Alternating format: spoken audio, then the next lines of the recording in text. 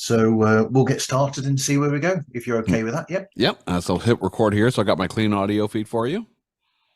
Fantastic. Thank you. Hello and welcome to Pods Like Us. I'm Martin, well known to my friends as Marv, and this time I'm speaking with Jason from It's Not That Bad.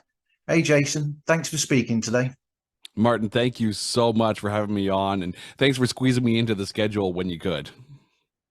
That's fine. I've enjoyed the quick deep dive into all things. Well, I'm not really going to call them bad films because they're not all that bad. I guess it depends on what your definition of bad is. It's because there are some films where we watch and go, yeah, this is bad, but our whole basis is that the critics are going to say one thing, and critics are notoriously harsh, if you will. It's almost like they take pleasure in finding the most eloquent way of calling a movie crap, and that's not necessarily indicative of the actual movie that they're seeing. Well, I've seen films where people have said that about them, and then I've watched them and I've thought, I enjoyed this in the film, I've enjoyed that in the film, and it's usually the lesser known or the lesser liked, shall we say, comic book related films where I'll find something and I'll think, do you know what? I enjoyed that.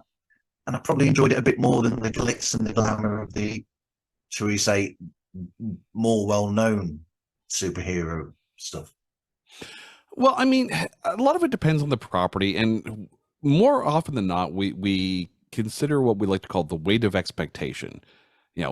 When you think about the first three phases of Marvel films, if we're talking comic book films, everything was really so good except for like one or two.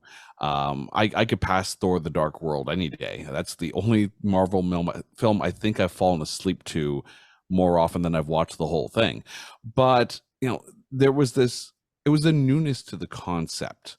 And I think DCEU got a lot of flack for trying to mimic the Marvel method, if you will, by jumping right into, all right, then we're going to do Justice League, and then Justice League Part 2 and Darkseid right away. It's like, no, let's build it up a little bit. Let's build up these characters, which is why I think a movie like the first Wonder Woman film and the first Aquaman film got better receptions, and then it started to go downhill from there.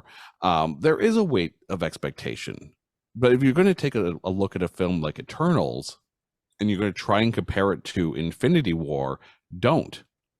They are two separate films, and if you allow yourself to take away the weight of expectation that you get coming out of something like Endgame and Infinity War, then you can enjoy the film a bit more. And then also take into the sensibilities. You go into a Chloe Zhao film, you're going to get a beautifully shot, well-acted film, but maybe not the pacing of something like the Russo brothers and something that they would direct. There's, I think, part of the problem, too, when you get franchises like that. You have different directors throughout, and you're going to have different feels for different films. I think that's what Marvel did well in the first part, is that the Ant-Man films, they were heist films. Captain America: Winter Soldier and Civil War were more thrillers with a lot of action in them. Bit of espionage. Exactly. You could sit there and say, no, it's a genre film, just happens to be in this universe. And that's kind of what the comic books were to begin with. But I think that's why some of the smaller, lesser known properties are well received, because they're new. They're fresh. I'm waiting for them to do some of the westerns that they used to do back in the day at Marvel, and possibly some of the old war comics as well that they used to do. Because I mean, if you go back far enough, you know, that we're supposed to be talking about films here, but you've pulled me in now, and I'm a comic book nerd. So Sorry, not sorry. sorry, not sorry. And so if you go back far enough in the history of Marvel comics, Timely Comics, or whatever, you go far back enough, and the same with DC. You go back far enough, there was a variation there, huge variation. So you'd find that, like I said, you've got westerns, you've got war, you know, like war stories where you've got actual armies, and these weren't related to, for the most part, weren't related to that superhero type of thing, because you also had romantics as well. But so there's a whole wealth of material there, but they just seem to be working on that. And quite frankly, I think you're right. DC were trying to come out of the gate too quickly, and like a lot of people have argued, their better way would have been, in a sense, to have just forgotten the connectivity to start with and pick up what Marvel's missing, essentially, by taking advantage of the wealth of what is out there for them to work with, as opposed to going, right, you've got this superhero, this one, this superhero. We've got to have all of these superheroes in a film, each individually, because film 5, we've got to have all of them together and having a big battle. And that was like pushing it a bit too much. I think, though, you could take a look at the MCU, you know, the Iron Man and that, I think, in itself was a reaction to what they had done in the earlier 2000s, where you had Daredevil and Elektra and Punisher and Ghost Rider and you know, any other movies. There is actually a Man-Thing film that was only released in Australia and only on DVD here, where they had, you know, these separate characters in their own little world, and they never crossed. But that was also one of the cool things about comic books, is that occasionally you would have Spider-Man pop into a Daredevil comic book. I mean, even when Marvel had the Transformers, you would see, I think it was like the third or whatever episode or issue of the comic book, there's Spider-Man on the front cover, you know, slinging up Megatron. It's like you could have that possibility. Part of the thing, though, is that I don't see a way that they could take a comic book like Sergeant Rock and bring that to the movies now. And some of those properties they don't have anymore. I remember I was a huge fan of Rom the Space Knight. It was a short run that Marvel had, and then they lost the property of Rom, and that eventually went to IDW with some of the other Hasbro properties.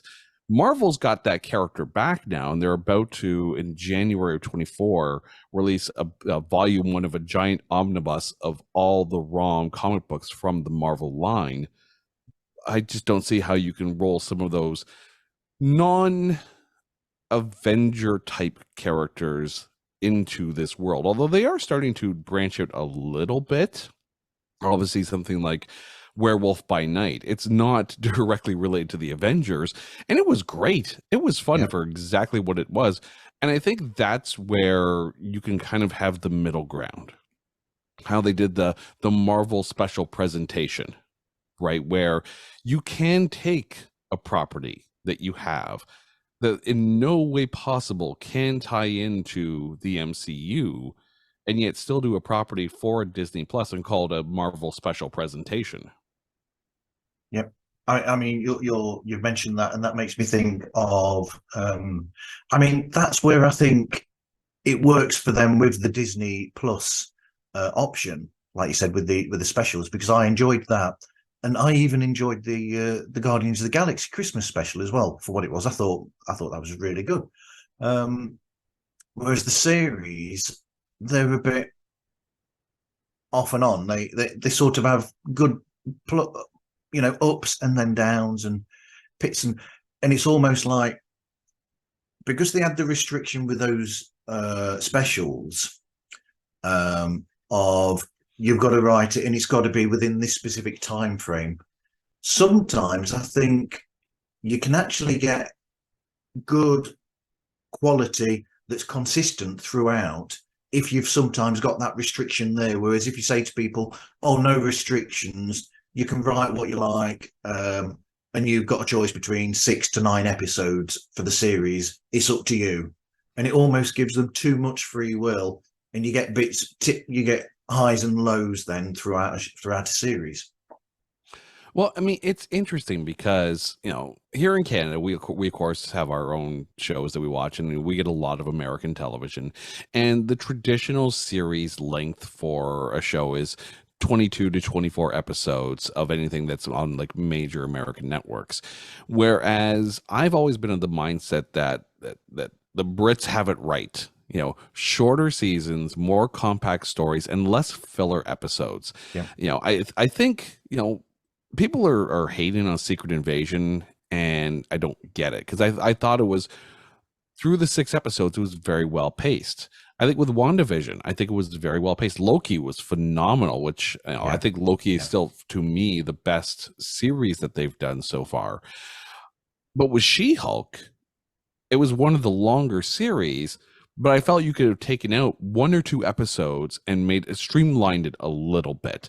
And that may have hurt the Netflix series when they had Daredevil and Jessica Jones, which freaking love Jessica Jones. I thought that was the best. Yeah. Aside from Daredevil, I think Jessica Jones, especially season 1, was the best Marvel Netflix series.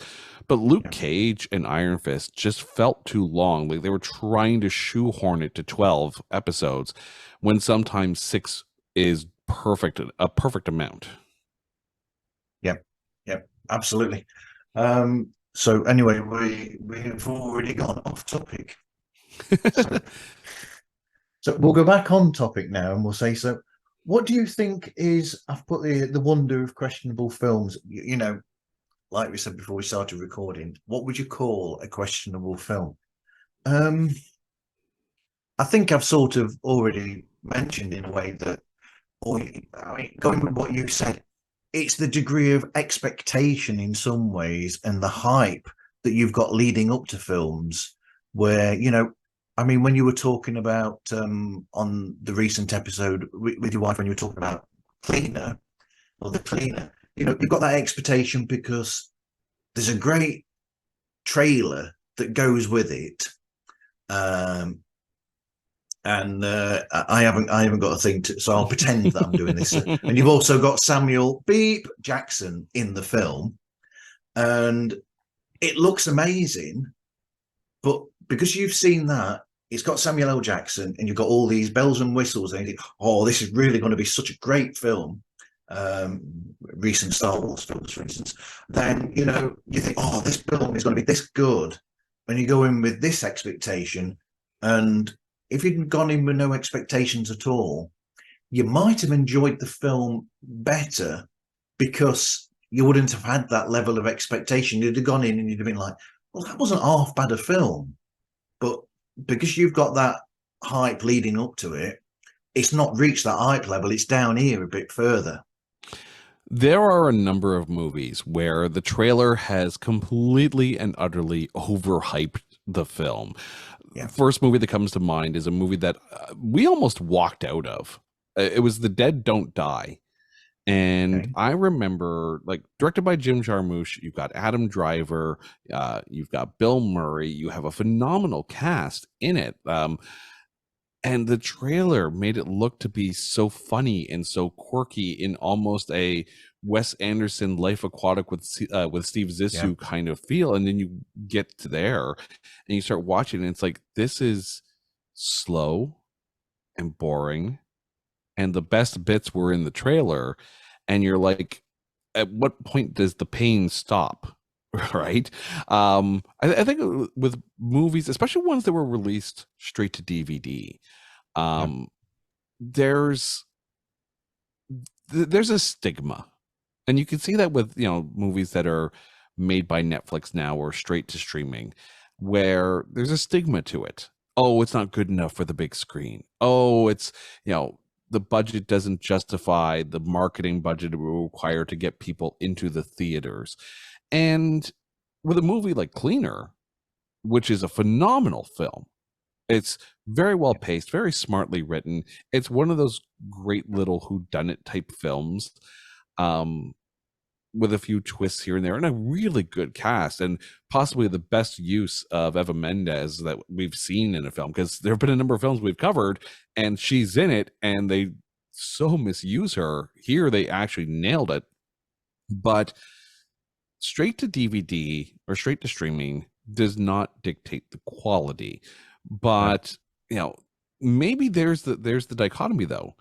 A film with a big cast and a big marketing budget that goes to the theaters, and you expect it to be this big experience, and you go in and it's boring or monotonous or not what you thought. You get that sometimes where you watch a movie, it's like, oh, it's gonna feel like this, and you get there and it's like, oh, it's completely different. I'd like to call it the Event Horizon phenomenon, where you watch the trailer and like, this is a brilliant sci-fi theory, and for 3/4 of the film it's a great sci-fi film, and then it turns into basically a space slasher flick, like horror slasher type thing, and you're like, whoa, we just took a wrong left at Albuquerque, and all of a sudden we're down this road. The thing about straight to DVD or straight to streaming is that, in a weird twist, your expectations are lowered because of that unconscious bias of the quality of the film based on the release of the media. And maybe that allows you to enjoy it more. And that's why some of these lesser known films, the critics are going to rate it low because it's not good enough to be in the theaters, but you're going to enjoy it more because your expectations are that low. So, how did that work then for a film like, because you mentioned Event Horizon, and that is a film that I love, but it's, how did it work for a film like From Dusk Till Dawn then? Because when that came out, the trailer for that made it out to be basically the first half of the film, essentially. And then anybody that's seen the film's been out for years. Everybody knows the twist of the film by now. And then suddenly when you get halfway through, and it's not just two people on the run from a robbery that's gone bad, suddenly the place where they've made the stop off is full of vampires, and it becomes like a vampire killer thing going on instead. So I don't understand how that film did so well, considering that up until the film coming out, nobody knew what half of the film was about. It's a bit like a Marvel film where you see a trailer that's got everything from the first 10 minutes and nothing else in. So that's the question there, is why do those films work, and why does a film like that not work? I think in the case of From Dusk Till Dawn, and my wife will love this because she is a huge Tarantino fan, you can equate the success of From Dusk Till Dawn in 2 words: Quentin Tarantino. Because when you consider when From Dusk Till Dawn came out, we're looking at the height of films like Reservoir Dogs and Pulp Fiction. And like at that point, anything Tarantino touched, it was going to be like he was the star poster child of indie Hollywood at that time, or more guerrilla style filmmaking. And you also had Robert Rodriguez, who had made his name with Desperado. I think this is before Once Upon a Time in Mexico, which I love. Once Upon a Time in Mexico, despite the critics score, like that's going to be one of the ones I know we're going to be covering in our 3rd year of doing the podcast. It's that sometimes the name on the poster or on the credits alone is enough to drive people in. And I think that's why you have some films where there's not much of a cast or supporting cast, but you got that one big name and that drags you in. It's usually around the time when their star is at its brightest. Like right now, you could put Ana de Armas in anything and people will go and watch it. Same thing with Ryan Reynolds. You could put him in anything. He could literally do anything and people will flock to it because it's Ryan Reynolds. And they've gotten to that point because of the talent that they have, but that talent doesn't necessarily equate to the rest of the project in some cases. Yeah. I do think, though, that Ryan Reynolds needs to, because it's almost like he's typecast in a sense now. He's going to go there and he's going to do this variation on the Ryan Reynolds character. a lot of the time now, where it's a shame really, because I've seen films with him from before this period. You know, when he was that sort of person, where there's more depth to him as an actor, but it's almost as though he's being sidelined or shoehorned into this, dare I say, Deadpool style of character in a sense, and that. But be what it may, I mean, Deadpool, the first two Deadpools are still incredible films, and well done to him and the people for doing that. But yeah, I think you're right. I think that might be it. Well, I think Yeah, too, there's an expectation of certain actors. You know, if you go watch a Christopher Walken film, you're going to expect that typical Christopher Walken delivery and weird things coming out of his mouth. But I think with Ryan Reynolds, we really only got the Deadpool um, kind of notion about him, and of course that was in movies like Waiting and Van Wilder as well. Um, but I mean, we actually just covered two films that had Ryan Reynolds in them, where you didn't have that Ryan Reynolds quippy kind of persona. The first one was R.I.P.D., and in yeah, that case, I think actually needed some of that Ryan Reynolds quip. The other one was Smoking Aces, where he kind of stole the show in that one, and he played it like straight ahead action film. And I think that shows a lot of where his acting talent can be if given the right property. But right now, he's producing a lot of his own things because he has that star power. He has that ability to create vehicles for himself, but he smartly also knows, I'm Canadian. We have to actually praise Ryan Reynolds on a regular basis. It's yeah. actually, it's in the Charter of Rights and Freedoms at this point. But he recognizes what sells a property, and right now his humor sells a property. So make a vehicle that allows him to capitalize on that. Yeah. I'll keep bigging up Canada as well, by the way, because Rush are one of the greatest bands ever. Which is weird because someone was telling me that Rush aren't as well looked at in Canada as they are the rest of the world, which is strange. It's interesting. You have things that are, very Canadian, but they're liked elsewhere in the world more than they're liked at home. There are, and I'm going to jump on a music tangent here. It surprises me. We have some bands that do so well in Canada, but they never make it in the States or outside. Like the Tragically Hip. That was Yeah. basically Canada's house band. And I think it was more one of those things where we were prouder that they were bigger at home. But you have bands like maybe 3 Days Grace, or even one of my favorite bands of all time is Harem Scarum. And Okay. if you like melodic rock, catchy hooks, big choruses, you're going to love them. They've got like 15 albums out. But they never really got big at home. They were only really big in Japan and in Europe. And it's fascinating when you have those situations where you're bigger outside of your own country than you are at home. I mean, obviously, bands like Rush, Triumph, we embrace them, right? And we'll always, as Canadians, we will always embrace our own talent. A couple of Ryans in Hollywood will absolutely embrace them. We still apologize for Celine Dion, but that's aside from the point. But it's all in good humor, good fun, but we're still, no matter how much we rip on Nickelback, we still kind of like, yeah, but they're Canadian and they're doing well. Well done, them. Well done. Exactly. So it might be interesting. So, what is your earliest or favorite film memory? I still remember some of those early films. Like my mother brought me to the theater a lot because she was, a big movie buff as well. So I mean, I remember being taken to see the first Star Wars film in the theater, and I remember seeing movies like E.T. and The Yeah. Black Hole. Yeah. Speaking of Disney films, I remember being taken to go see The Toy at the drive-in movie theater. there was always something about going to the movies, you know.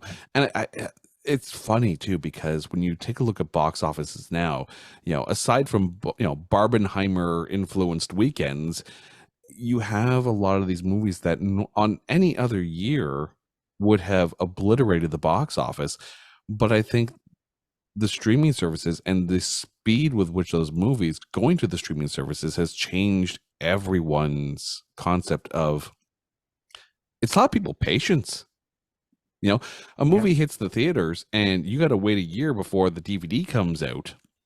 You know, now you could, if you wanted to, like after a week of it being in the theaters only, you could rent it at home digitally and you can watch it and not have to pay exorbitant ticket prices, crazy prices on popcorn. You can make your own damn popcorn, and it's actually better than what you get at the theater some days. Yeah. You know, it's, and especially if you have a family, right? That's, you know, you're dropping $100 just, you know, just to go see a movie with some popcorn with the kids. That's a lot to ask for 2 hours of hopeful enjoyment, depending on how good the movie is.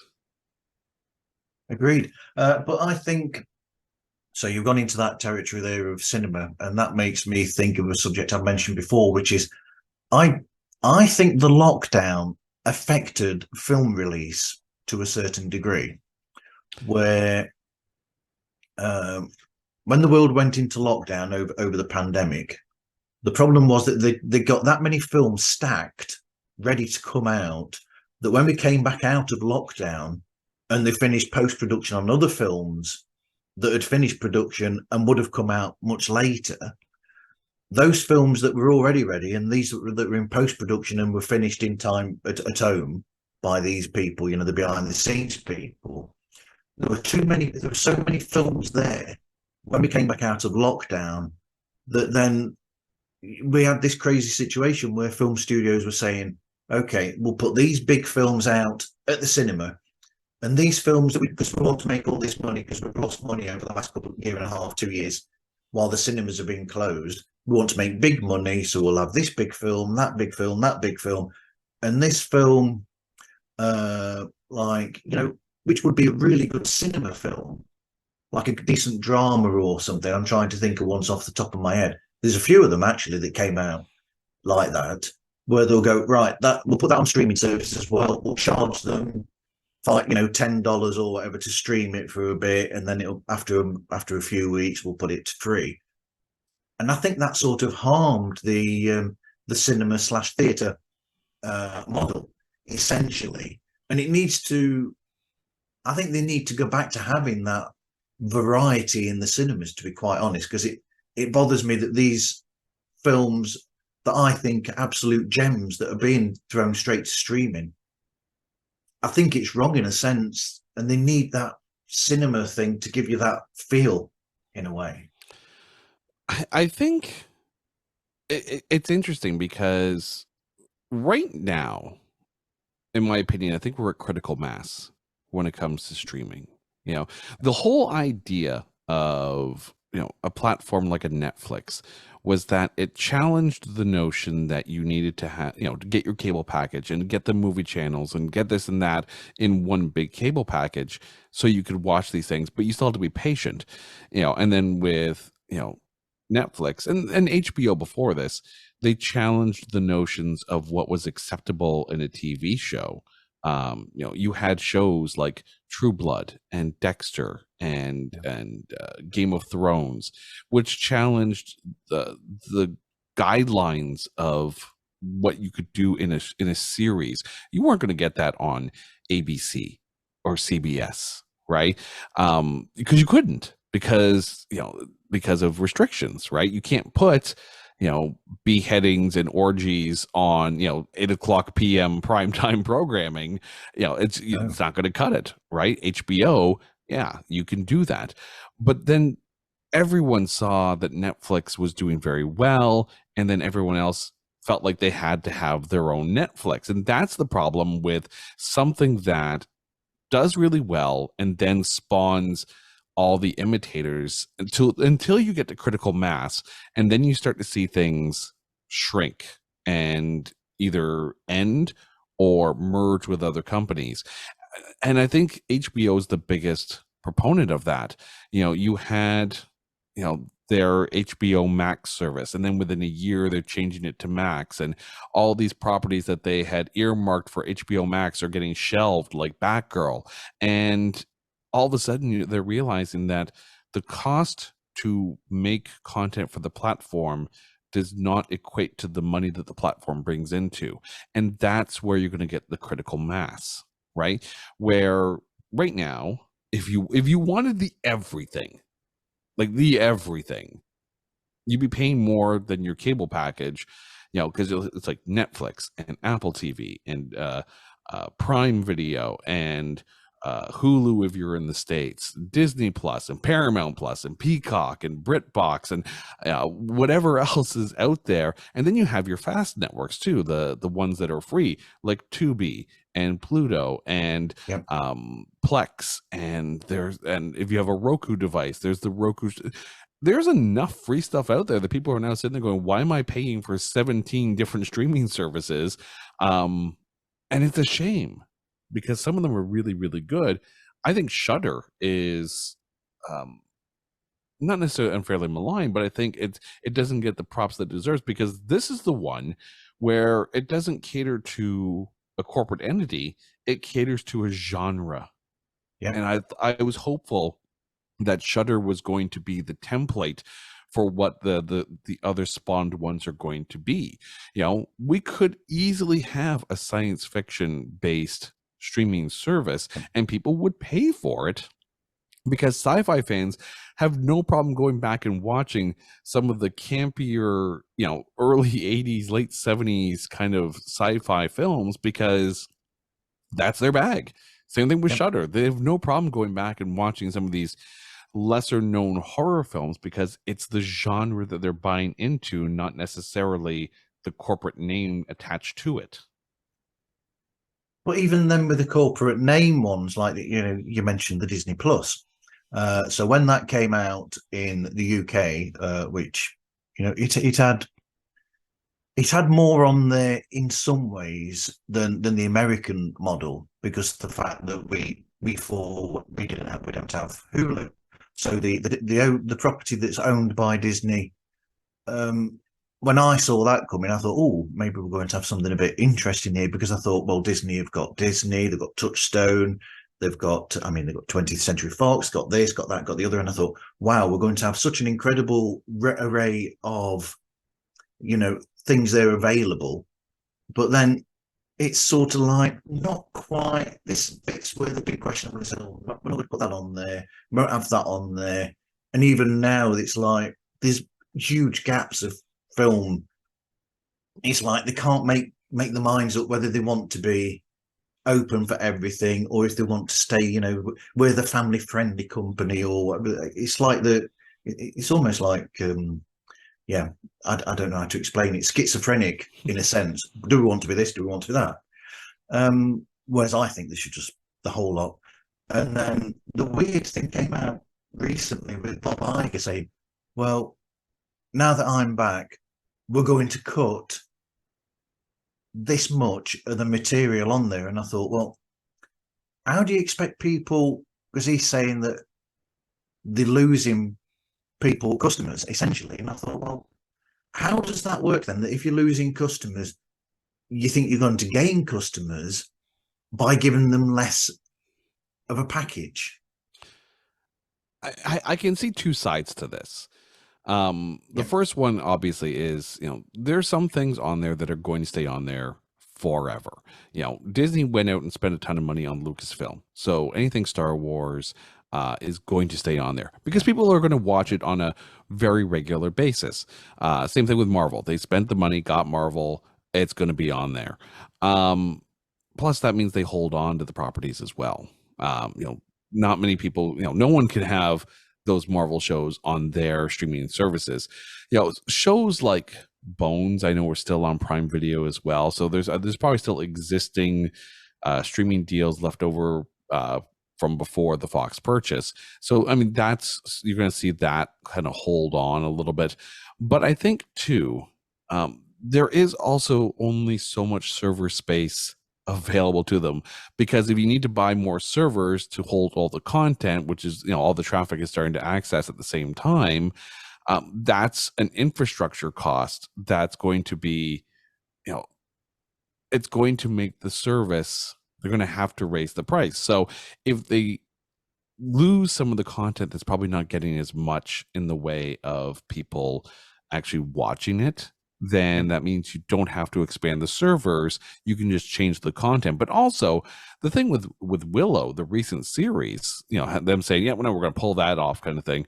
It's not that it wasn't good, but now they have the ability to sell the physical media and capitalize more on the property, because the people who liked Willow are going to be ticked that they can't watch it anymore, but then they'll go and buy the DVD. So they struck twice. People who signed for the service, watch Willow, now the series gone, now you got to go buy the DVD.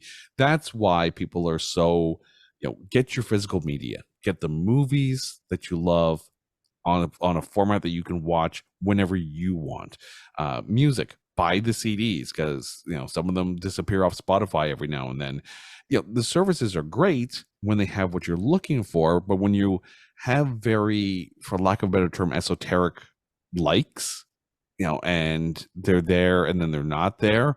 There are the number of bands on Spotify where they have every album but the one I'm looking for. It's, and it becomes frustrating because you get like maybe a song here or a song there that were on a compilation, but you don't get the deeper cuts. Incidentally, you've mentioned the first thing I watched when Disney Plus came to the UK and I got the subscription, because the first thing that we watched was the film Black Hole, because I remember watching it as a kid and loving it when I saw it at the cinema. And I've always thought that was one of those films that people, I think, unfairly put down, because I think it's a really good film. Well, it is one of the first PG films that Disney had put out, right up there with another film that we had covered on the podcast, Midnight Madness. And I think the best thing they did for Midnight Madness was they really kind of took the Disney name off of the marketing and just put it out there as a, Cannonball Run-esque, but still friendly for kids kind of film. With the Black Hole, like, Disney was all over this, and it was a lot more intense than I think kids were ready for at the time. I loved it, to the point of, I remember having the storybook and vinyl, so you could pop the vinyl on and read along with the storybook at the time. Change the page when you hear the jingle, right? But in hindsight, Black Hole was ahead of its time, because Disney and slightly more intense action, not necessarily geared to a G audience, back in 1980, that they weren't ready for that. Now it's fine, it's no problem. There's an audience for everything. So I think you're right. It's definitely not meaning to be a pun here, but it is a very dark film. I mean, I know it's called Black Hole, but it is a dark film, and very, there's certain elements to it which are not, shall we say, little kid friendly. Yeah, no, it's for teenagers, it's great, right? Yeah. But the thing is, you take a look at those robots with the, with the paste on googly eyes that they had for those things. The robots look like they should be kid friendly, and then you go in and you have these robots like, trying to rescue themselves from, giant balls of flame that are going down this tunnel. It's like, this is intense, under 13. And a lot of it, I think, has to deal with the maturity of the kid at the time. Absolutely. So what was your inspiration then to making the podcast that you make? What were you listening to that inspired you, if you were listening to anything?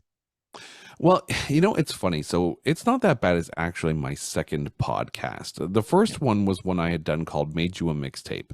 And that was just an interview show where, talk to anybody, and everything got, culminated to the one final question. That question was, if you had to introduce yourself to a total stranger, but instead of saying, hi, I'm so and so and this is what I do, you handed them a tape, and on that tape were songs that told the story of you, what songs were going to be on that tape and why are they there. So you learned a lot more about the interviewee by the music that they personally associate with. So that was, and that podcast was, I think, driven more out of a lack of outside connection, because this was a pandemic podcast. This was Yep. because, as I mentioned to you as we were getting ready for this show, I'm in a band and we were averaging 35, 40 shows a year. So Wow. you're going out there, that was my weekend exercise, right? You go out there, you play live music for people, you get to talk to them. It's this great energy that you get from playing live, and then everything stops, like just stops. And we had actually had a gig lined up for the St. Patrick's Day, which was the night, like they were going to shut everything down that night. The bars were supposed to close. This was literally the next day. Everything was in lockdown. And I remember, like, we called up the bar and we're like, so I guess we're not playing tonight because you guys are going to have to close at a certain time. And then we didn't play another show for a little over a year. Wow. And, during that time, you miss certain things. You miss, I didn't miss going to the office. That was fine. I like working from home, but you miss the going out energy and not having that ability to play live and create something, at that level. It's like, okay, I need to do something. And, the interview format, like I work in television, I'm a video editor. So the idea of interviewing people was always there. And so I just reached out to a couple of friends at the time who I knew had like interesting things that they did. And I said, let's try something. Let me try this out. And over the, it lasted from about a full year. And Yeah. that was basically 2001.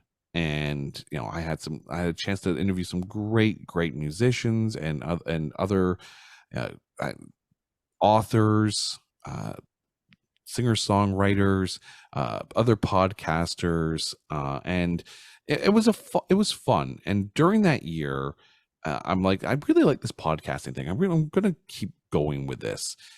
How can I do more? Right? Because you're Yeah. at home the entire time. How can I do more? So the idea was like, what do I love to do? Well, I like to watch films, and I've always loved watching bad films. Okay. We often talk about the days of Blockbuster Video and going in and renting 7 movies for 7 days. Yeah. And, so if you're there with someone like, all right, you pick three, and then we're going to find the most off the wall pick to fill that seventh. And sometimes it's based on the title alone. And that's not always a good thing, but it's one of those things where it allowed you to, watch movies that you wouldn't normally watch on a regular basis. um I would never in my wildest dreams have said, hey, I got nothing to do for 2 hours, let's watch Mac and Me. That seems like fun. Right. Not, but when you go in, and there are so many podcasts out there where, and I'm not trying to be dismissive of other podcasts, but there's a lot of podcasts out there where their entire thing is just crapping on films, right? Yeah. Hey, this movie came out, let's talk about it. And it usually devolves into why this film isn't that good or whatever, or being disappointed about things. I think you're seeing a lot of that too with some of the Marvel, getting back to that. But I always like the ability or the thought that even in the crappiest of films, there's that one silver lining, right? It's like listening to an arguably bad album, but there's that one song. There's that one song that you're like, okay, this is a kind of a bop. And so the impetus became, okay, so we're going to watch these films that are lowly rated, Yep. and that there had to be a criteria. It wasn't just us saying, this is a bad film. In our opinion, it's a bad film, but we're going to watch it anyways. No, by linking it in to the Rotten Tomatoes critics score, there was a quantifier there. There's a qualifier there. And at first we were like, yeah, just 50% and under, right? Now we realize that 60% is that it's almost like that college pass, right? Yeah. So if we joke around that if the tomato is green, the movie can be seen. So long as it's under 60%, we'll watch it. And the good thing is we're never going to be without a movie to cover. This podcast could go on for decades, and because every year there's movies that come out that they're critically panned. But I love the idea of trying to find the good things to say about it and looking at it in a way, in a positive aspect, because it's surprisingly, when you go into a movie knowing that the critics have panned it, but looking for something good about it, you actually find yourself enjoying the movie more. And even the ones that are so bad, you sit there and go, oh, this is horrible, but it's fascinatingly horrible. Like, I remember we did an episode on Samurai Cop, which is such a bad film. Like, it's poorly made, it's poorly acted, it's poorly written, but you find yourself enjoying the unintentional camp quality of it. There's a fight scene where the guy's wig falls off because he cut his hair mid-production, not knowing there were going to be more shoots. And Right. it's like, I can't believe this made the final cut, but it's there. And there's just such an earnestness to the making of the film. You can't not smile at some of the bad dialogue, because it takes itself so seriously and not played for camp. That's where camp comes from. The nice thing too is, the shows that I did an episode on, like, episode 1 on Mega Shark versus Giant Octopus. So definitely not anyone's idea of a good movie. And I just did it solo, just to try it out, just to trial run it. And then, a couple of guests from podcasters that I had either talked to or guested on their episodes. The guys from Playlist Wars, Brian Colburn and Gomez, they've been so super supportive throughout the Made You a Mixtape run, and now It's Not That Bad, and now my other music podcast, There Can Only Be One. You've got Greg from Movie Date Night. He comes on a regular basis, and I got to know him by guesting on the Moral Combat podcast and doing a couple of episodes with them. So we've created this small little group that has, kind of, jump at the chance to hop onto the show, have a laugh, watch a bad movie, but yet sit there and really enjoy aspects of the film. And it's a very supportive circle too. Like, again, I mentioned, Brian and Gomez from Playlist Wars, and now they have their own shows with My Weekly Mixtape and the Sleevy G Show. And you've got Sean Faust, who's a musician from New Jersey, who pops onto the show every now and then. And we have an open door policy too. Like, if you want to come on the show, drop me a line, right? Like, pitch a movie. So long as it's an under 60% tomatometer, come on to the show, because the whole idea of it is, if someone has pitched a movie, it's because they're passionate about it. So they're going to come in with this, I will defend this film mentality, which always gives a more positive feel to the episode. And you find yourself, like, even if you went into the film skeptical, you find yourself caught up in the infectious energy brought on by someone who's ready to defend a film themselves. Yeah, it reminds me that of an episode of Stuart World Order. He had Bill from Bill Reads Bad Reviews and Sean from Review It Yourself on, and they were shocked when Sean gave what was it, Batman and Robin 10 stars. Because he really does like that film a lot. Batman and Robin, eh? I'm There gonna you have to call go. Sean back up. Yeah, because I mean, I remember going on to Defend It Yourself on his show there and Yeah, talking about the pirate movie, which I freaking love the pirate movie. yeah, And he had never seen it, and he went in and watched it. And he's like, "This is gloriously fun, right? It's yeah, it's critically panned, but it's yeah, gloriously fun."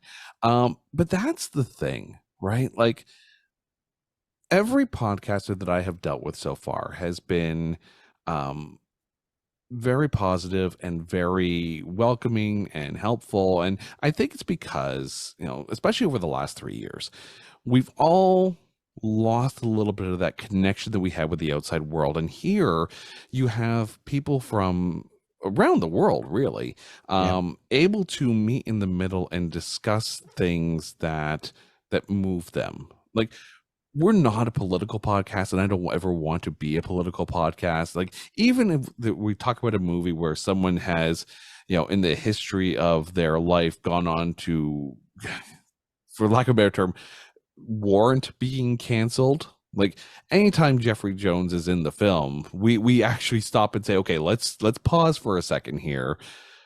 We're going to talk about Jeffrey Jones, but we're not going to talk about what he did in his personal life, because just because he's a horrible person doesn't mean that the performance in the film isn't bad. So we limit the conversation to just the performance in the film. yeah, You can disagree with a musician's political standpoint and yet still think that the song is pretty good. Like, I don't agree with pretty much anything Ted Nugent says these days, but I'll still rock out to Cat Scratch Fever. I'm yeah, not gonna yeah, burn a CD, right? It's you can separate the art from the artist, and that's okay. yeah. Yeah, I should have listened. I wish you'd given me that advice before I did a Beatles podcast recently, because they were talking about Rolf Harris, who is very questionable nowadays. And I avoided joining the conversation, and I feel bad about it, because it's almost as though I felt wrong doing that in a way.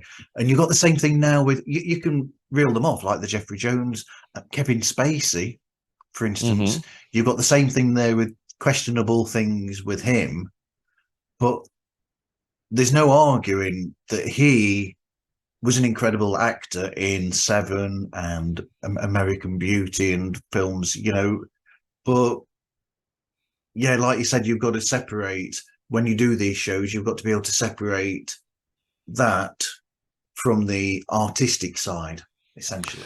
Well, it's like I was listening to one of your episodes recently, and you had on, and I think it was episode 135. I can't remember the name of the podcast that they did, and they were talking about the idea of never meet your heroes. Yeah, And I remember one of the guys was talking about his brother worked in film, and got to meet this guy. That's like, oh, that must have been cool. It's like, no, kind of a dick, right? And then all of a sudden you realize that, oh, you're the way you then look at that actor or whatever might be a little tainted, if you will. With someone like Kevin Spacey, you're right, there are films that will always stand the test of time. And before the allegations came out, you were very happy to watch it. yeah, And that art, you enjoyed it, and then the real person kind of peeks out from behind the curtain, and you get to see a little bit of what you didn't want to see. But that doesn't mean that the film is any worse. If you can disassociate the art from the artist, then you can continue to enjoy the art that you love. Like, I'll still watch The Negotiator. I think it's a great film, and he's yeah, great in it. A lot of his films are great in it. That's where we draw the line. We're not going to ever on the podcast evolve into moral arguments about an actor when all we're talking about is their portrayal of a fictional character. yeah. Absolutely. I'll learn from that now. I'll not do it again. Thank you. But and then you start in the podcast. So as you lead up to it, what sort of research do you do? And do you have a specific structure that you follow during the show? Well, it's funny. The structure of the show really was cemented right off the bat from the first episode. Yeah, I wanted to have a tease for the show. I wanted to have some little fun little blurb that we kind of geared everyone up before the show music comes in, and then, introduce the guest, talk a little bit, and then we do what we call trailerize. And, I'll admit I'm inspired by Honest Trailers. I like their YouTube channel. But we don't do a starring section like they do. We don't change the name of the movie like they do at the end. It's just basically, at first, I think the first 6 or 7 episodes, all we did was we read either the Netflix description, or in one case, where we covered Destiny Turns on the Radio, we literally read the back of the VHS box and went yeah, from there. But now, because I enjoy, writing in a funny kind of way, I have fun with it. But then once those are written, it's who's starring in the film. We like to do the who almost starred in the film, because that's always fascinating when you take a look at, okay, this role was played by this character or this actor, but it was almost played by one of these people, and it's just there makes you question why this person got it, or this person was so much better than these other people, or in the case of certain films, what was their idea of what the character originally was supposed to be, and then how it ended up. There was a movie we covered called The Circle, which had Emma yeah, Watson and Tom Hanks in it. And the original idea was for the Emma Watson character to be played by Alicia Vikander, because if you read the book, The Circle by Dave Eggers, Emma Watson is much more likable than the character she plays in the book. yeah, So if they were going to stick to the source material, Alicia Vikander would have been a better choice. But because they changed the tonality of the ending of the movie from the way the book ends, and the main character becomes much more likable, then you want someone like an Emma Watson, who is a really likable actress. Um, but then it's a lot of, you know, the research itself is based on who's in it, who made it, what was the budget, because sometimes the budget is fascinating to look at. And then, the Razzie Awards or the Stinkers Bad Movie Awards, or sometimes like actual accolades. And, it gives you a background of the impact of the film before you get into talking about the film. And then we yeah, just break it down, and we go through actor by actor, and then we talk about certain other things that are important to the film. When we did Tron Legacy, we had to talk about the Daft Punk soundtrack, because it was such a big part of that movie that made that film as yeah, good as it was. There was one film we did, The Immaculate Room, where I think my MVP was actually the cinematographer of the film, because you're basically shooting this in a blank white room, so you don't really have much to work with. But the DOP on that film made that film so freaking good. mm, And yeah, that's that. We get to kind of tee up some of the creatives behind the camera at that point as well, because sometimes it's them that make the film that good.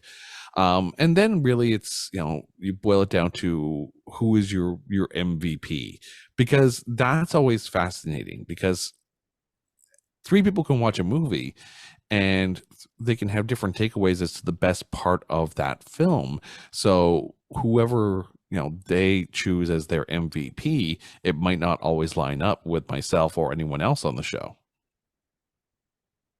yeah. I mean, you touch on it in your show a lot. I mean, I mean, you even mention it in the trailer that there are people behind the scenes. People have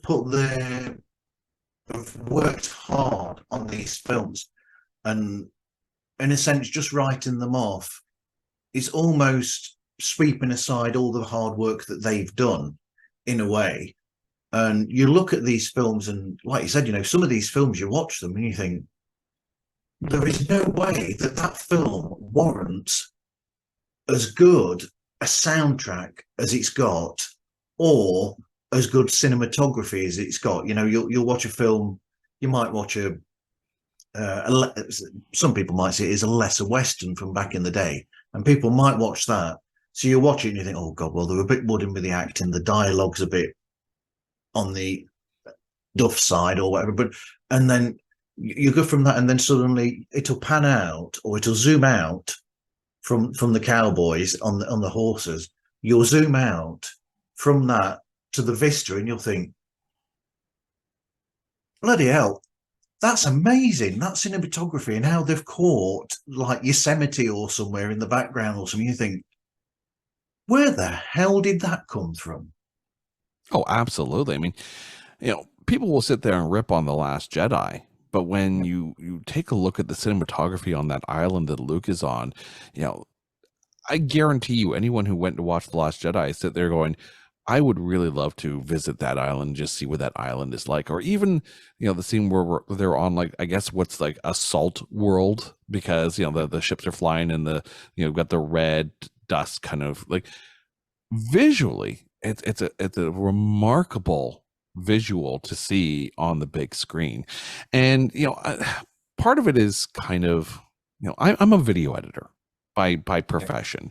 So I have, I've been behind the camera in one form or another since I was like 13 years old. So, and I'm not going to say how old I am right now, but it's up there in years in working in TV in one form or another. And I have an appreciation for directors and cinematographers and audio designers and composers. I'm a musician as well, so I can completely appreciate and kind of get sucked into the soundtrack at times.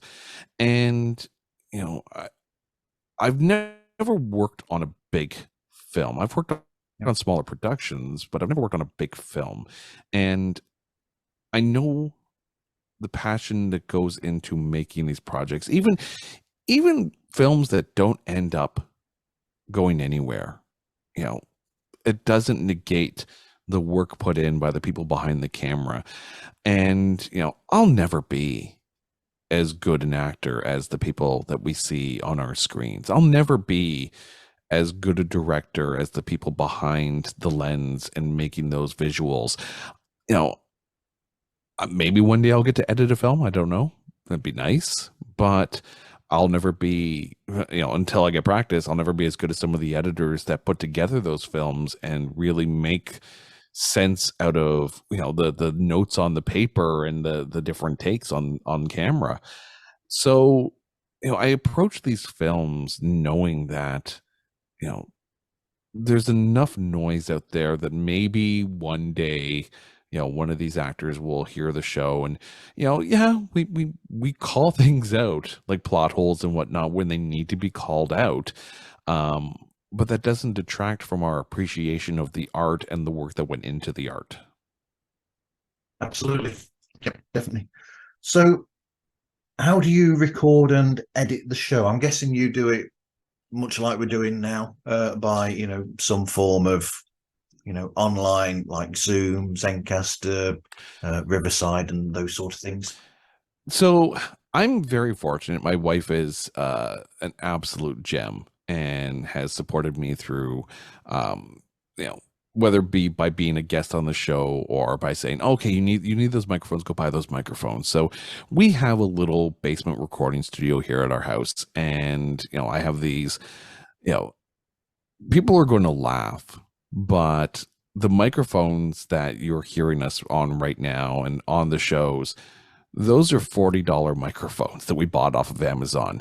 Wow. Now, don't get me wrong, I spruced them up a bit in post-production, but they're not expensive microphones. The art to me comes in the editing itself. But we record on a Zoom PodTrack P8, which allows us to have multiple microphones plugged into it, as well as a USB channel, and record those channels separately. And then I'll take everything into post-production and, sweeten the audio from there and really go through the editing process. And then anyone who's calling in, or like, as we are right now, I use Zencaster, but I don't use the recording on their end, because now, I mean, it was great before the change. We had unlimited audio recording, but now you only have 2 hours per month. Yeah. And So I save that 2 hours for whenever we do one of our grading on a curve specials, where that's where we have like 5 people on. And rather than talk about how good the movies are, we'll take 5 movies in a category and rank them in amongst themselves.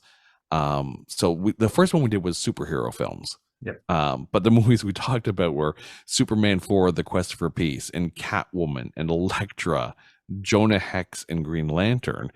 No one is ever going to say that Jonah Hex was their favorite superhero film of all time. But in that group of 5, it might rank, something's got to rank number 1. So, and that's always a fun one. We have a lot of laughs during those specials, but that's where I save that 2 hours of recording. So I just record the channels on my board onto an SD card, and then I pop that into Adobe Audition. Bit of a spoiler here, but you will be hearing my opinion of the film Jonah Hex in an episode of Stu World Order coming up, but I don't know when it is. The strange thing about Stu is that he records his episode so far ahead. So we recorded it, I think, in June, or it might have even been May. And he says, "Oh, this will be coming out late October, beginning of November." I think that's when it's coming out. But yes, I got to talk with him about the film Jonah Hex, having watched it for the first time for that.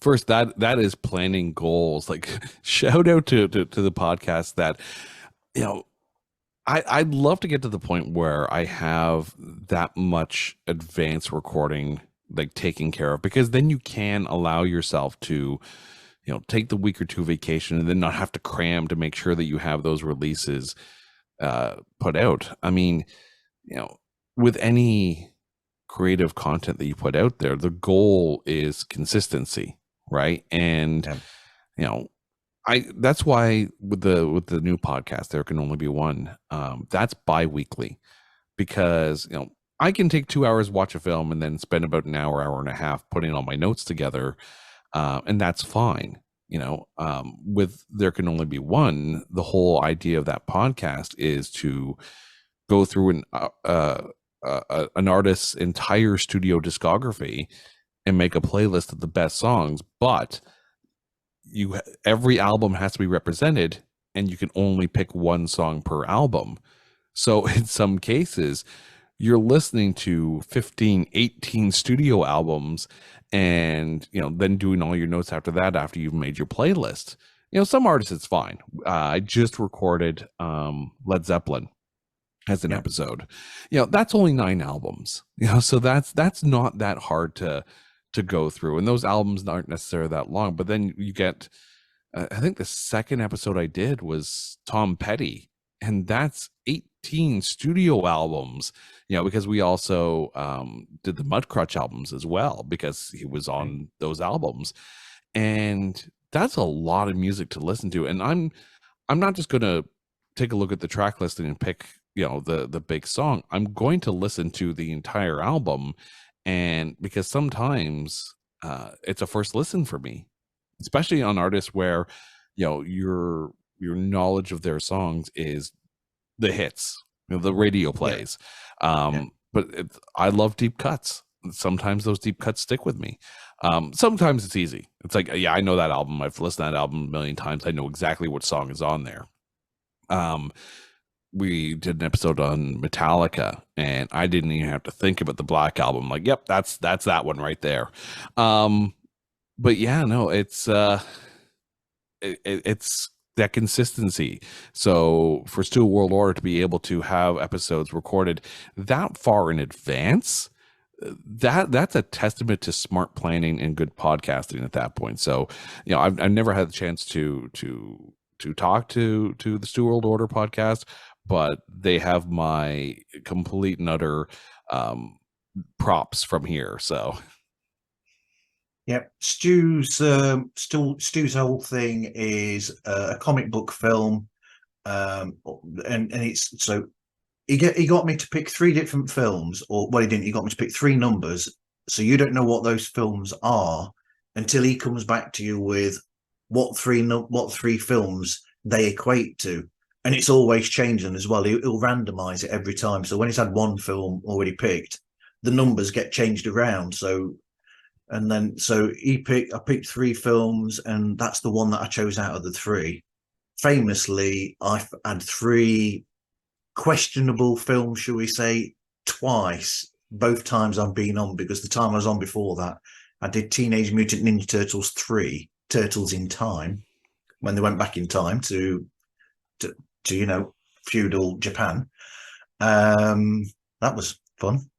But yeah, so it's interesting. But then he'll say, no matter what the film is, you've got to come out with positives and then whatever's negative about it. So he says, even if it's a great film, so if it's a film that's universally panned, you've still got to come out with some positive for it.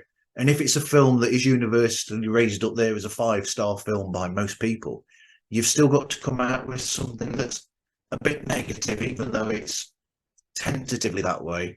And then he'll pick a subject, a topic that goes with the film as well. So it made it interesting, that's for sure. I need to start listening now, because that sounds like a ton of fun. That's why I went on about it, is because it fits your whole thing entirely there. And Jonah Hex, I actually enjoyed quite a bit. So did we. Yeah. It was actually a first watch for me when I had to watch it. And that's the funny thing. You know, some of the films that we cover, we've watched it ad nauseum, and because we love it, and you know, that's when we take up our pitchforks and defend the film to the death. But some of them are first watches, and especially when a guest comes on and they pitch a movie, it's like, I can't believe I've never actually watched this. Like, I can't remember who came on. Sorry, it was the Dragons of Genesis podcast came on, and we talked Empire Records.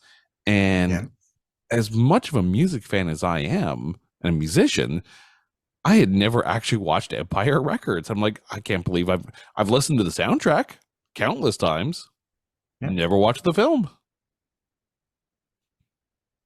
Right. So recording and editing. So then you've got the music and the logo as well. I mean, he said, I'm slightly better than my attempt at doing a make-do logo, because I couldn't remember what yours was.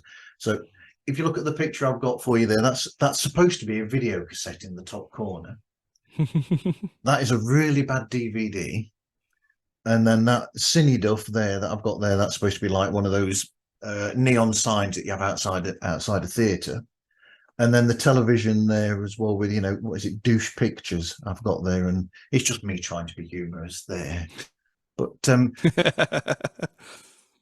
yeah, so where did you get your own logo from, and the musical background, you know, intro and everything? So I have an account with Storyblocks, Yeah, with their audio. So whatever music you download from there, once you have that contract, or once you have that subscription, you own the rights to that music to be able to use it in your projects, even if it is for money. So it's one of those things where, yeah, I paid for this and I own it, and well, at least I own the rights to use it. So even if, you know, a track that's on, like, say, a free library all of a sudden becomes no longer free to use, they can never come back and say, oh, by the way, now you owe us this much money. No, I've already paid for this. And because I do a little bit of freelance work on the side, this is kind of a business expense for me as well. So, you know, it just, you know, it works out well. And then with the artwork, I went to Pixabay, which you have free pictures that you can get there, and found a film strip picture, you know, a little bit of film scratch on it, and then I just popped it into Photoshop, colorized it a bit because it was just black and white and, you know, shades of gray then, so added a bit of red to it and just the font over top of it. That's, you know, it's a simple enough logo, and the name of the show is right up there on Front Street, so it's easy to recognize exactly what's going on. And then with the different episode icons, you know, I've basically got that film strip as a border, and just take a bit of the movie poster to fit into the square. So when it's on Spotify in your car or on your phone, you can see the bit of the movie poster in the framing with the title of it on there. So it's simple. You know, I'm not a graphic designer, but it gets the point across, I think. I think so. And I mean, yeah, what more do you need? I mean, it's definitely a positive show, that's for sure, because, you know, it is looking at the positive in films. And I do like that about the show a lot. So arranging the guest, do they just flock to you, or do you have to put out a call every now and again? I'm very fortunate that there's a number of recurring guests. The majority of the shows feature my wife, who loves watching a bad movie as much as I do, and uh, she and I got together in broadcasting college. So this Okay. is something that, you know, we both studied how to, you know, make shows and, you know, do audio and the like. So this is, you know, this is something that she and I grew up doing, you know, not necessarily in a podcast format, but at least, you know, aimed at television. And this is a way for us to enjoy the same hobby together as well. And then, you know, as I mentioned before, you know, there's a recurring, you know, list of guests that come on. You know, Gomez is going to come on, Greg is going to come on for movie date night. um, I also teach at a broadcasting college, so I tell my students that if they want to, you know, maybe get some reps or just to have fun and talk about a movie, they're more than welcome to come on to the show and pick a movie. And really, it's, you know, I love when other podcasters come on because they know mic technique and it sounds good. Yeah. But I love, especially when, you know, you have podcasters from different parts of the world, because you're going to get different takes on things. You know, people are going to see movies very differently, or sometimes like with the movie Legend, it's like, which version of the movie did you see? And you get those different perspectives on it. And uh, the fact that podcasting allows the ability for those shows to be heard literally around the world, and to be, you know, to be able to get guests from the UK, from the States, from wherever. And that's fascinating to me. Yep. I agree with you. I find this exactly the same thing. That is fascinating. That is. So here we go. The bit that I made up while we've been talking that you know about. So I don't. You know, you're starting to make me wonder whether I've written this one out correctly. Top five.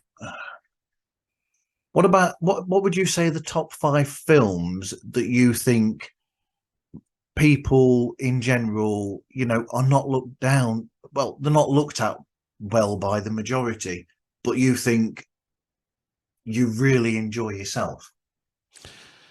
Ooh, yeah, I have very select choice in films. Okay.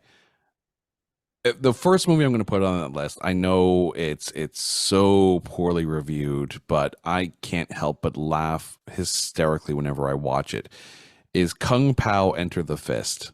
It is so completely out there, but yet the concept is still brilliant. You know, taking these old films and superimposing himself into these films, very much like Steve Martin did with Dead Men Don't Wear Plaid. Yep. But then taking that concept and putting it into the martial arts 1970s vibe of those films. And it's just so out there. It's just so weird. And the jokes are completely asinine. But every now and then you want that. Every now and then you just want stupid fart humor. Yep. And I enjoy that. That's I love that film, and I will defend that film to its dying day. There was a movie that my wife Carrie and I saved for the 50th episode. Um, we wanted to make that episode special, and that was Repo the Genetic Opera.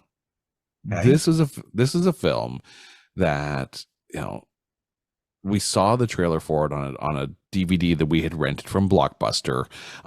So that's how you get introduced to a lot of different films. And you know, here you have a rock dystopian science fiction opera Okay. starring Paul Sorvino, Anthony Stewart Head, Alexa Pena Vega, Sarah Brightman, and Paris Hilton. And it's so good. But it's also like, this is the film that we realized was kind of the litmus test for our friendships, and that if you watch this film and you liked it, you were kind of our people. And if you watched it and you said, what the hell is this? They might run, or we might run, one of the two. But the music is so good. And Anthony Stewart Head is absolutely phenomenal. Like, I know there was the musical episode of Buffy the Vampire Slayer, but I didn't realize just how good a voice he has. And like, hold that DVD up high. Like, it's I really truly enjoyed it. I've Other got an album movies, of his. right? Movies that are really like, there's so many of them. Tron Legacy. Yes. I think Yep. I I personally think Tron Legacy is better than the original. Um and Yeah. Yeah. yeah, I know the that's the initial take, but there was something about Tron Legacy, because it wasn't just a movie about a guy trapped in the video game and having to fight his way out. Yep. It was world building, and you all of a sudden had a hierarchy on the grid. And you know, instead of making a 2-hour action adventure, you had a 2-hour launch point for what could easily be a franchise. And then it did actually lead to the Tron, I think it was Tron Insurrection, uh animated series. Yep. I That enjoyed that was series actually. It's so good. What I saw of it. Yeah. Speaking of Disney Plus, Yeah. that is, it's such a good series, and built on the world building that was done in Tron Legacy. I don't know what they're going to do with the new Tron film that they're planning, but remains to be seen. Okay. Out of interest, I'll just thank everybody that puts torrents out there, so that I was able to watch that, because it was never available in the UK. Right. That series. We talked about Marvel movies Yeah. earlier. I have one of those weird likes of the first Punisher film with Thomas Jane and John Travolta. Yeah. I have parts of it I don't like, but I thought Thomas Jane was a fantastic Punisher. Like, he had the tonality of Frank Castle down pat. And John Travolta as this crime boss, as basically the direction of Frank Castle's ire and revenge, and that part of it they really nailed. Like, there's a lot of parts around that film that could be removed, and it's a shame that we didn't get another Thomas Jane Punisher movie, but I still think it was really, really good. So what is that now? That's 4. Number 5. Probably the Pirate movie. Okay. Again, another musical. And if you want to hear me, wax on probably for way too long about that film, you can go listen to the Review It Yourself podcast. But there was just something so genuinely fun about that film. And that was one of those movies that was on the movie channels like in the early 80s a lot. So it was campy. It was the songs were catchy. It's based on the Pirates of Penzance, loosely based on the Pirates of Penzance, with some really bad 80s numbers thrown into there. But the guy who played the Pirate King, whose name escapes me now, was just so over the top and just so stage that you couldn't help but enjoy every time he was on the screen. Christy McNichol was absolutely enjoyable in this film. And it's fun. It's a tonic. You want a musical, go in for something that's going to be a palate cleanser, as opposed to, I think that's why Barbenheimer kind of worked. Go watch Oppenheimer, and then go watch Barbie as a palate cleanser. Okay, I've not watched either of those yet. You're making me think that I need to talk to Stu and probably do a series all about musicals. I think with Stu. Oh, call me up for that one, because I got some musicals to talk about. Because my favourite film of all time is a musical, which is, but it's a film that's universally seen by many people as a great film, which is Singing in the Rain. That's my favourite film of all time. The thing with musicals is it's a lot of it depends on the musical taste, right? If you're into big Broadway style musicals, then something like Phantom of the Opera, Les Miserables, people loved that movie. That's kind of like the bread and butter. But then you get musicals that are more like Grease, right? Yep. Grease is a great movie. Grease 2, not so much. But there's still aspects of Grease 2 that you can sit there and say, okay, I get it, right? Rock operas, like a Repo the Genetic Opera, they're going to cater to that genre of fan. And there are some films out there that may as well have been a musical. Like, we have an upcoming episode for our 2-year anniversary, which will probably be out by the time this episode comes out, on Howard the Duck. And at times we're like, it kind of feels like a musical time, because every now and then a song will come in and the lyrics are directly related to what the character is feeling at the time.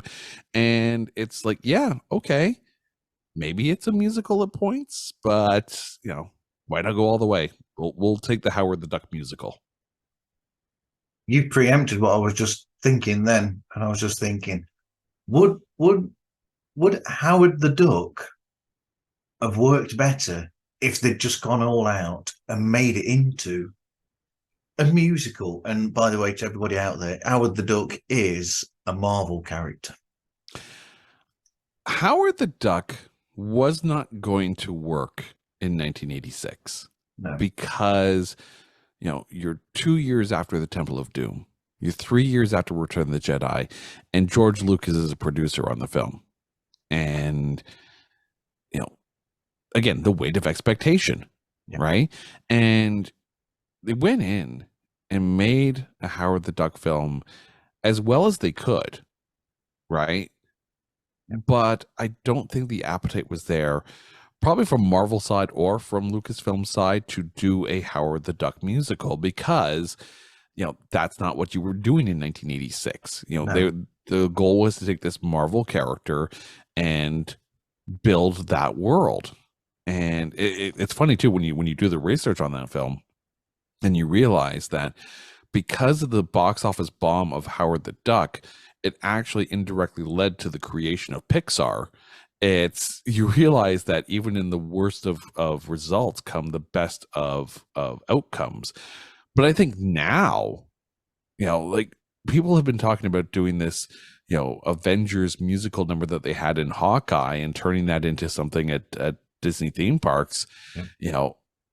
I'd go see that in a heartbeat.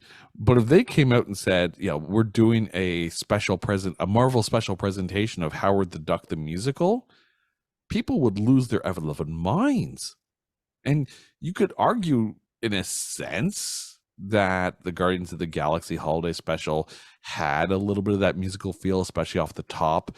I mean, we were singing that, I don't know what Christmas is, but Christmas Time Is Here song for months after that came out. Like, it was, A, it's catchy as hell song, but B, it perfectly fit the character, considering how much music meant to Star-Lord.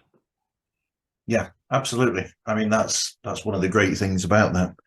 So what advice would you give to anybody starting their own podcast? The very first thing I'm going to say is, do not put any weight at all into a podcast's analytics. It's, It takes time to get any sort of numbers, and there is no, there's no magic button. There's no magic wand. There's no special sauce that you got to put on something that's going to make it take off. It's time and repetition and consistency. And even that in itself might not ever come out. Like, we are closing in on 100 episodes and 2 years. And I have no problem saying that the show has been listened to 2,500 times, over 2,500 times. And that's great. That is fantastic if you're taking a look at that big number. But if you're taking a look at the individual day numbers, you're looking at one, maybe Yep. 3 listens in a day, 10 if you're lucky on a release day. And you have to realize that that's the norm at times, especially when you're starting out. If you're lucky, there's going to be stretches of days when no one hears the show. So the question you have to ask yourself is, why are you making the show? I'll admit that if I'm not making something, then I'm not necessarily fulfilled. And the beauty part about podcasting is, it allows me to have a reason to watch movies I wouldn't normally go out of my way to watch.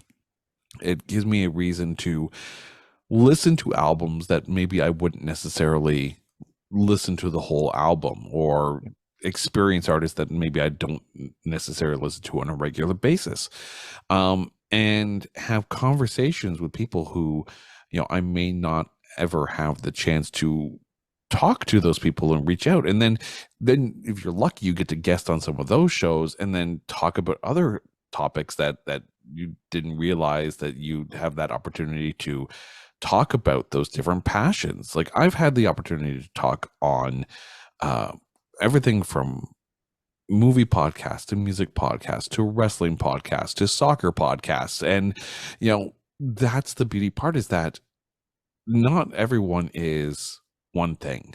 People have multiple passions, and it allows you to be able to talk about those certain things.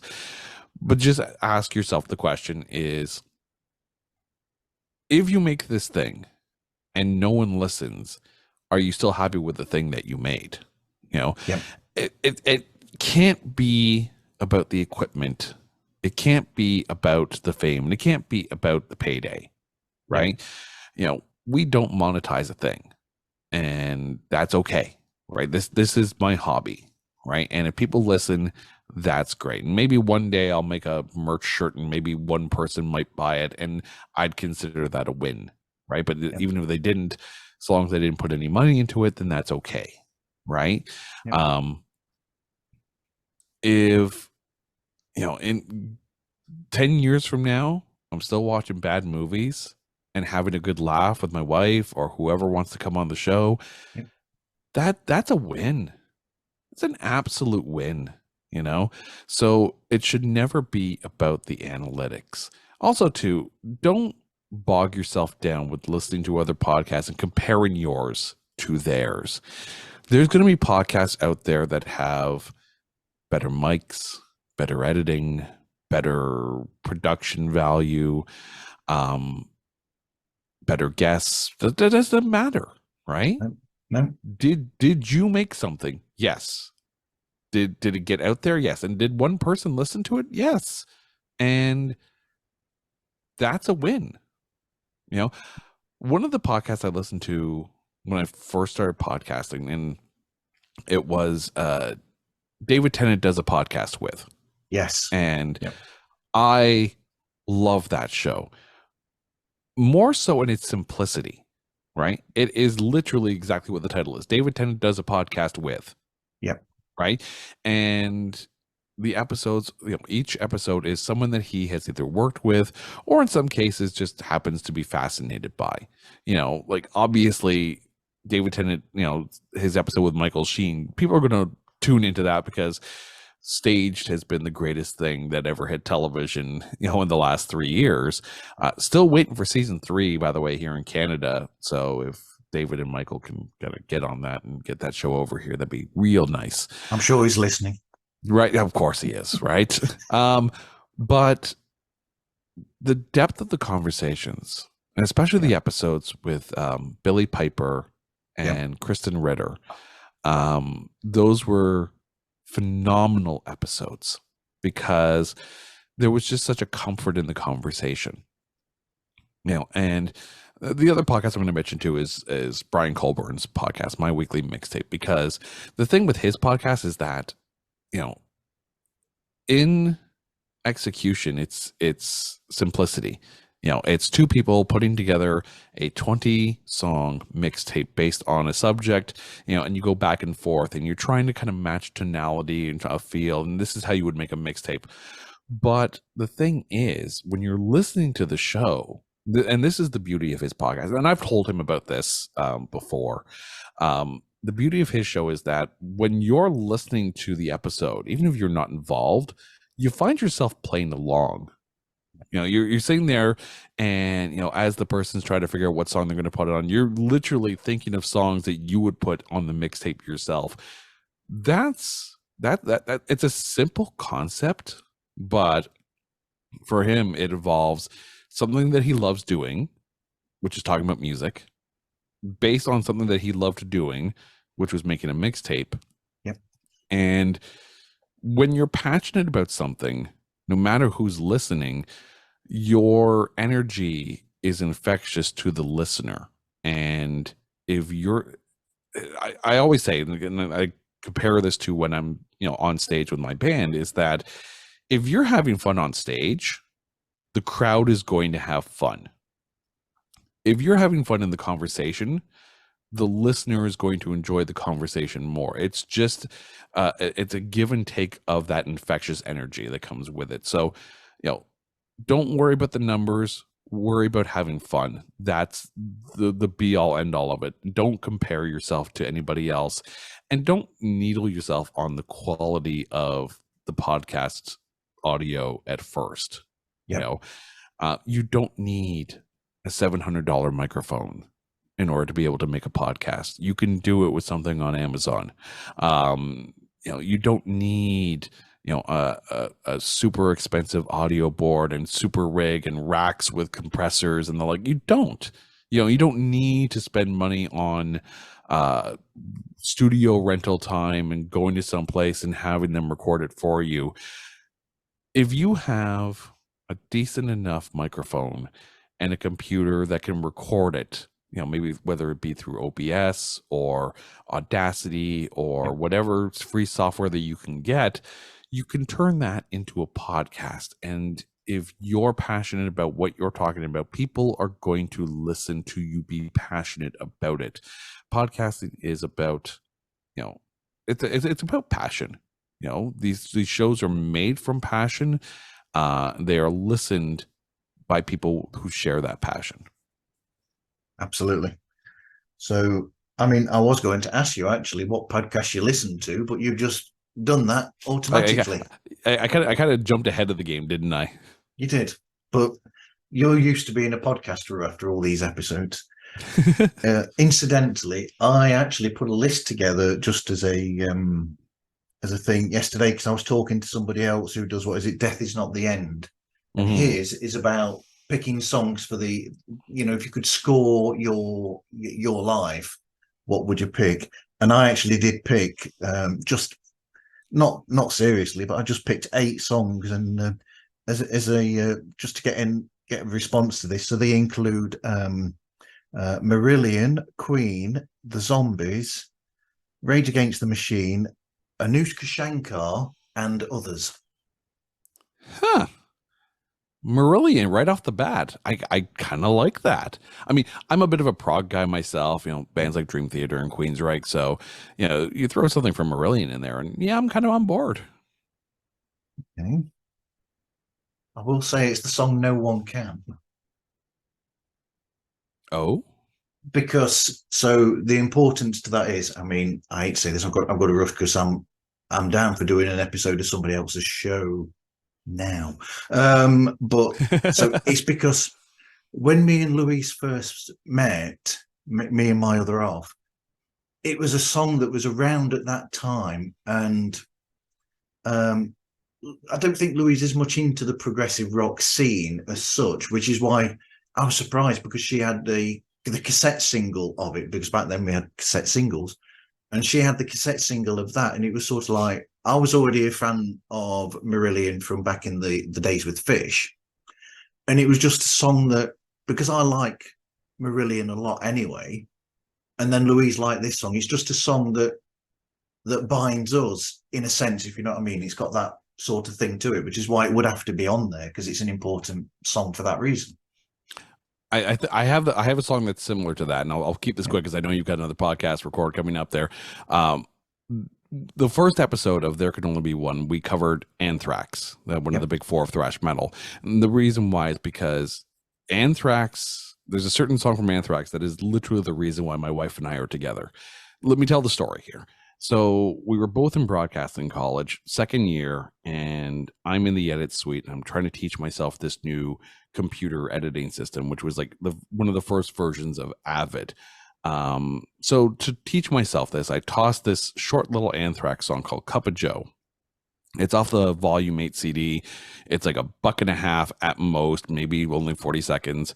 And it's all about screaming about, I need a cup of coffee. And I just put some visuals on just to teach myself the process. And she sticks her head in the door and she says, "Is that Anthrax?" Like, this is a deep cut of Anthrax, like deep cut. And I turn around and I look at her and I said, and I'll apologize if for swearing here, but I'm quoting directly here. I said, "You like Anthrax? Fuck, marry me." 2 years later, we were married. So that is, so that song, Cup of Joe, that is, what basically started my wife and I going out and becoming a couple, and then eventually getting married. And, that is so many years down the road. But that's the reason why we picked Anthrax to cover on that music podcast, is like, yeah, who else are we going to start with? Absolutely. So where can people find you and get hold of you then, Jason? I'd like to say that you can find us on Twitter, but right now I'd have to say that find us on X, I guess, the platform formerly known as Twitter. So on Twitter, I'll say it anyways. Screw you, Elon. You can find us at Not That Bad Cast, or you can find the There Can Only Be One at Only One Cast. On other social media platforms, it's just at Not That Bad Cast, including Spoutable and Instagram.